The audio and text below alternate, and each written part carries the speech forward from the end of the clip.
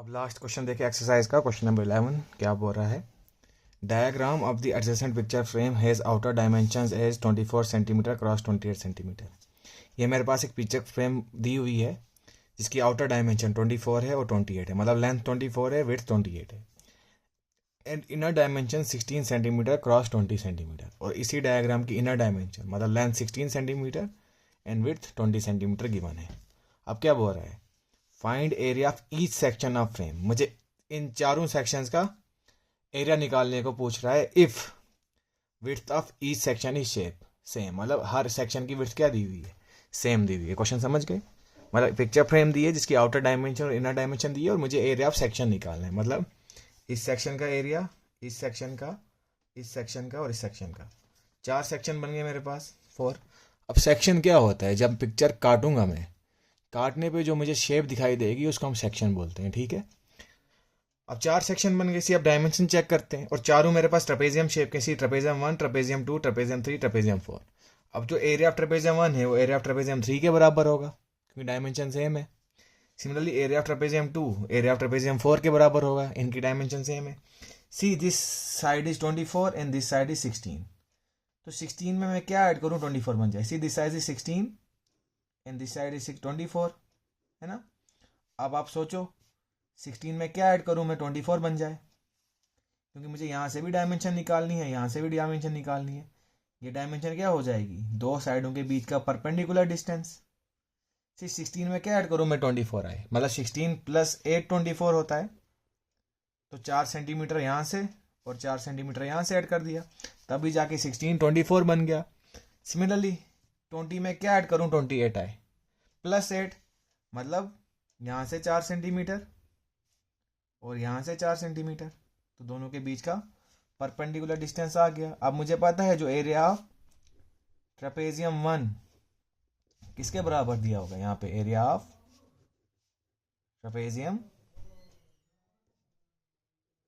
2 के बराबर, है ना। अब जो एरिया ऑफ ट्रेपेजियम 1 मैंने बता दिया आपको एरिया ऑफ ट्रेपेजियम 2 के बराबर है, तो दोनों में से किसी एक का एरिया निकाल दो। तो what is area of trapezium? That is half of sum of parallel side. See इन दोनों की पैरेलल साइड क्या है? 16 और 24। 16 + 24 into perpendicular distance between parallel sides.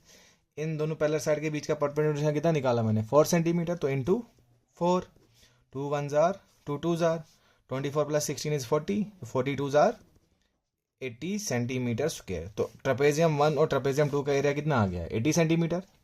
Now area of trapezium, sorry area of trapezium 1 जो मेरा वो 3 के बराबर है, my bad, sorry. It is equal to area of trapezium 3, क्योंकि 1 और 3 मैंने डायमेंशन मार्किंग उस हिसाब से की है।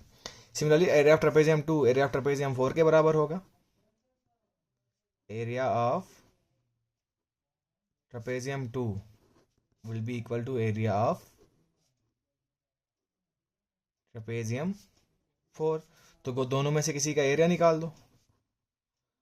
I know what is area of trapezium, half of sum of parallel sides, that is see तो trapezium 2 की पैरेलल साइड क्या है? 20 and 28, 20 + 28, और इन दोनों के बीच का डिस्टेंस भी कितना है?